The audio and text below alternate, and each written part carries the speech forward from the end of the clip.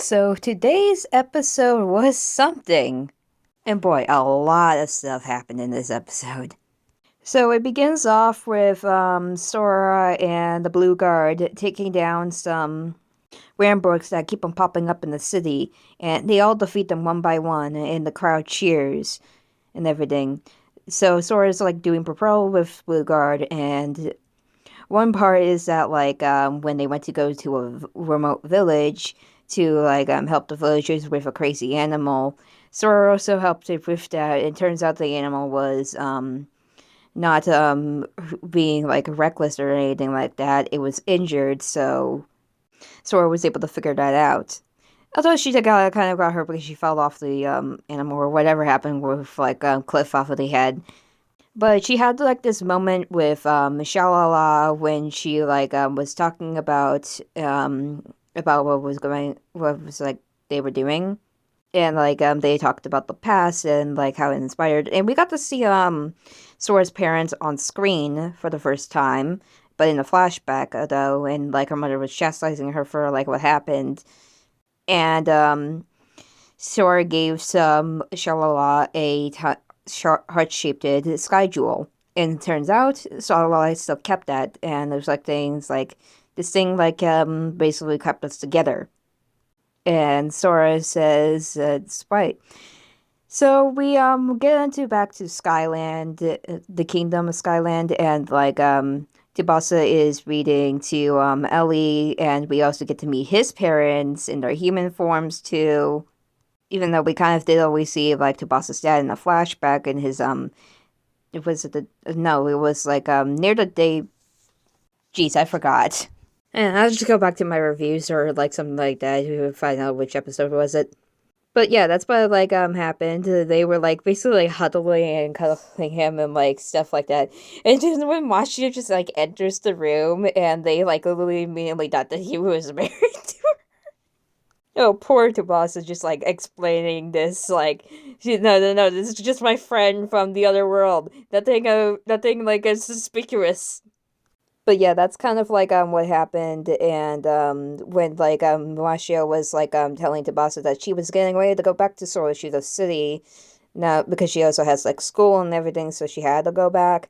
The kingdom got attacked by the Ramborgs again, which Battamonda's basic strategy was like the Ramborgs that were defeated were actually had their energy lingering in the city to create a giant Ramborg to merge together and was like a giant bomb. The boss got like hurt when he was went on to recon as a secure wing, so he couldn't really do much because of it. So it's up to Sora and Mashio to transform into Cure Sky and Prism and use Updraft Shining to try and defeat this bomb before it explodes and destroy the entire city with Undark energy. And this was kind of like emotionally epic moment coming off because as they were having trouble defeating the Ramborg as it was almost like destroying Updraft Shining and making them weak, Captain Shalala watching with the king, the queen, and Tsubasa with Elle, Lily stepped it out and went to go help, which led it to this dramatic scene where she does help them out and to be able to help defeat it, but a shot of dark energy hits her, she falls, and then disappears. And Sora was oh my, she was in so much stress because of that, but they were able to defeat the Ramborg. Battamonda, he goes into the kingdom to the castle to try and take Elle, and Tsubasa is not able to help, and he curses the king and queen with some kind of dark energy to make them fall asleep. But then, during this moment when Ellie's just, in the terrible sadness and seeing, Sora and Sky and Prism knocked out because they used up all their energy, and he was almost, the inches to, get her. And she literally said her first words, which was Sora's name, and it's just oh my, that was cute, but also really sad at the same time, because when Sora heard her name being called and rushed right into the throne room, you could just feel the anger as she threatened him, and you could see it right into Battamonda's eyes that she did not want to mess. She just went through so much, the person that she admired literally just vanished or like got hit or died, whatever happened there, because like they just say that she vanished or anything like that. So whatever happened there, yeah. She was not in a good space right now, so he had to flee, and Sora and Sky comforted Ellie after that moment.